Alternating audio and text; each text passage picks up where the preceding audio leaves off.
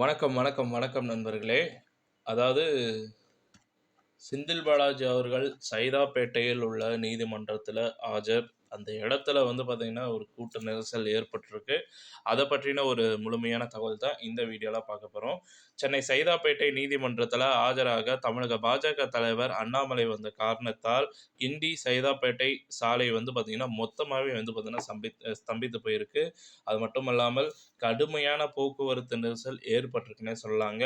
சைதாப்பேட்டை நீதிமன்றத்தில ஆளுநர் மாளிகை அருகே பார்த்தீங்கன்னா, வேளச்சேரி, கிண்டி, அடையார் ஆகிய முக்கிய பகுதியாக இணைக்கும் இடத்தில அமைந்துள்ளது. இந்த சாலை ஒரு வழிப்பாதையாகும். இந்த சாலையில் வாகன போக்குவரத்து நெரிசல் ஏற்பட்டால், சென்னையின் பல்வேறு பகுதிகளில் ஸ்தம்பித்து போய்விடும்.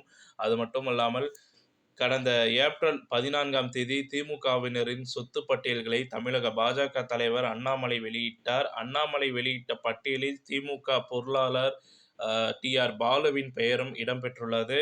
இதனால் அதிர்ச்சி அடைந்த டி.ஆர். பாலு வக்கீல் நோட்டீஸ் அனுப்பினார். மேலும் அவர் மீது வழக்கு தொடரப் போவதாகவும் அறிவித்தார். அதன்படி திமுக நாடாளுமன்ற குழு தலைவரும் திமுக பொருளாளருமான டி.ஆர். பாலு அண்ணாமலைக்கு எதிராக சென்னை சைதாப்பேட்டை பெருநகர் 17வது நீதிமன்றத்தில அவதூறு வழக்கு தாக்கல் செஞ்சிருக்கிறாரு.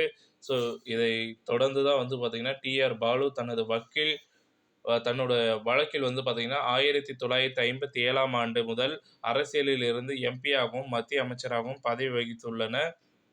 ஸோ தனக்கு பொதுமக்கள் மத்தியில் நல்ல பெயர், மரியாதையும் உள்ளது. அதை களங்கப்படுத்தும் விதமாக அண்ணாமலை அவதூறான, ஆதாரமற்ற குற்றச்சாட்டுகளை சுமத்தியுள்ளார் என குற்றம் சாட்டியிருந்தார் டி.ஆர். பாலு அவர்கள். இந்த மனு மாஜிஸ்ட்ரேட் அனிதா ஆனந்த் முன் கடந்த மாதம் விசாரணைக்கு வந்தபோது, திமுக பொருளாளர் டி.ஆர். பாலு ஆஜராகி பிரமாண வாக்குமூலம் அளித்தார். இந்த நிலையில் வழக்கு பார்த்தீங்கன்னா, கடந்த ஜூன் 15ஆம் தேதி மீண்டும் விசாரணைக்கு வந்தது.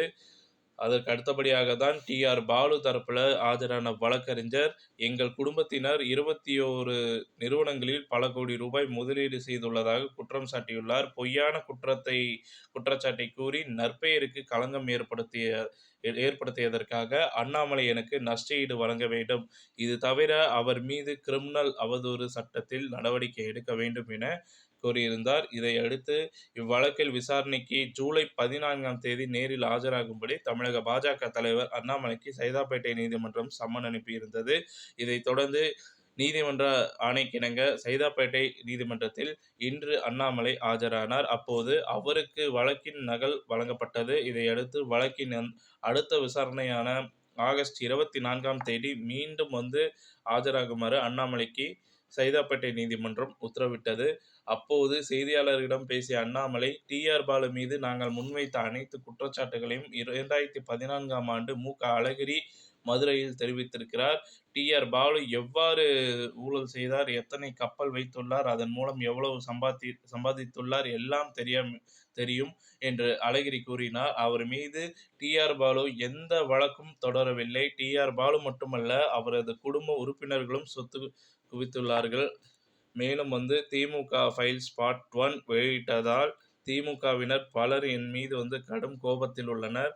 அது மட்டுமல்லாமல் முதல்வர் உட்பட திமுகவின் பல்வேறு நிர்வாகிகள் 1000 கோடிக்கு மேல் நஷ்டஈடு கேட்டு வழக்கு பதிவிட்டுள்ளனர். அதில் இன்று டி.ஆர். பாலு தொடர்ந்த அவதூறு வழக்கில் ஆஜராகி விளக்கம் அளித்துள்ளேன். பாஜகவின் ஊழலுக்கு எதிரான போராட்டம் அடுத்த நிலைக்கு சென்றுள்ளது. அடுத்த கட்டமாக திமுக ஊழல் பட்டியல் சம்பந்தமான டி.எம்.கே ஃபைல்ஸ் பாகம் 2 தயாராக உள்ளது. பாத யாத்திரைக்கு முன்பு டி.எம்.கே ஃபைல்ஸ் பாகம் 2 வெளியாகும். இதில் 300க்கும் மேற்பட்ட பினாமிகள் மூலம் சொத்துக்கள் குவித்த விவரங்கள் இடம்பெற்றிருக்கின்றன. பினாமிகள் பெயர்களை பொதுவெளியில் சொல்வதா அல்லது ஆளுநரிடம் தெரிவிப்பதா என்று நான் யோசித்துக் கொண்டிருக்கிறேன். ஸோ இது குறித்து வழக்கறிஞர்களுடன் ஆலோசனை மேற்கொண்டு வந்த பிறகு இதை வெளியிடுவோம். பினாமி பெயர்களில் சொத்துக்களை வாங்கியிருக்கக்கூடிய பட்டியல்களில் இருப்பவர்கள் சமூகத்தில் முக்கிய பொறுப்புகளில் இருக்கிறார்கள். இந்த ஆதாரங்களை சிபிஐயிடம் வழங்கலாம் என்று, தமிழ்நாட்டுக்குள் தங்கள் அனுமதியின்றி சிபிஐ வரக்கூடாது என்றும் தமிழ்நாடு அரசு சட்டம் பிறப்பித்துள்ளது. ஸோ சிபிஐக்கு கொடுத்திருக்கக்கூடிய அந்தஸ்தை மாநில அரசு எடுத்துவிட்டது. ஸோ, இதனால் நாம் தப்பித்து விடலாம் என்று முதல்வர் ஸ்டாலின் நினைக்கிறார். ஆனால் திமுக ஃபைல்ஸ் 2ஆம் பாகம் குறித்த ஆவணங்களை ஆளுநரிடம் சீல் வைக்கப்பட்டது. ஸோ, கவரில் வழங்கலாமா அல்லது லஞ்ச ஒழிப்புத்துறைக்கு டிஜிபி அவர்களிடம் கொடுப்பதா அல்லது பொதுவெளியில் கொடுப்பதா என்று விரைவில் அறிவிப்பேன். டிஎம்கே ஃபைல்ஸ் பார்ட் 2வில் அதிமுகவில் இருந்து சென்ற திமுக அமைச்சர்கள் தான் அதிகம். மேலும் பாத யாத்திரையின் போது டிஎம்கே ஃபைல்ஸ் பாகம் 3, பாகம் 4 என அடுத்தடுத்து வெளியிடப்படும். இவ்வாறு அண்ணாமலை கூறியிருந்தார்.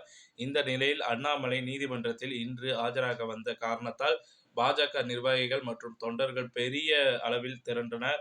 இதனால் சைதாப்பேட்டை நீதிமன்றம் அமைந்துள்ள கிண்டி சாலையில் ஏராளமான வாகனங்கள் சிக்கிக் கொண்டன.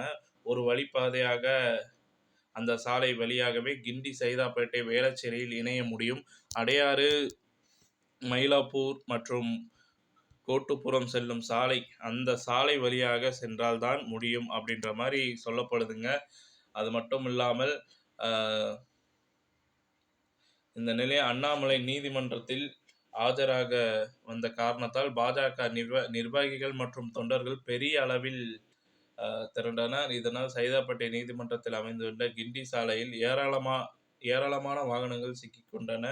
ஒரு வழிப்பாதையான அந்த சாலை வழியாகவே கிண்டி, சைதாப்பேட்டை, வேளச்சேரியில் செல்ல முடியும் என்பது உண்மை. 300க்கும் அதிகமான பினாமிகள் சிக்கப்போகும் பெரிய தலைகள் லிஸ்ட்டையே யாரிடம் கொடுப்பது தான் ஒரு ஆலோசனை போயிட்டு இருக்கு அப்படின்ற மாதிரி அண்ணாமலை சொல்லியிருந்தாரு. ஆளுநர் மாளிகையை ஒட்டிய பகுதிகளில் அமைந்துள்ள சைதாப்பேட்டை நீதிமன்றம் அருகே ஏதேனும் போக்குவரத்து நெரிசல் ஏற்பட்டால் சென்னை அண்ணா சாலையும், அடையாறும் சாலையும், கிண்டி சாலையும் ஸ்தம்பித்துவிடும். இந்த சாலைகளில் ஸ்தம்பித்துவிட்டால் கிட்டத்தட்ட மொத்த சென்னையும் நிஜமாக ஸ்தம்பித்துவிடும். மிகவும் முக்கியமான இடமாகும். இப்படியான சூழ்நிலையில் இன்று காலை அண்ணாமலை வந்தபோது சைதாப்பேட்டை கிண்டி சாலையில் ஏற்பட்ட போக்குவரத்து நெரிசல் காரணமாக நீண்ட நேரம் ஆனது. ஸோ, இந்த தகவல் பிடிச்சிருந்தால் லைக் பண்ணுங்கள், ஷேர் பண்ணுங்கள், மறக்காமல் சேனலை சப்ஸ்கிரைப் பண்ணி வச்சுக்கோங்க. நன்றி, வணக்கம்.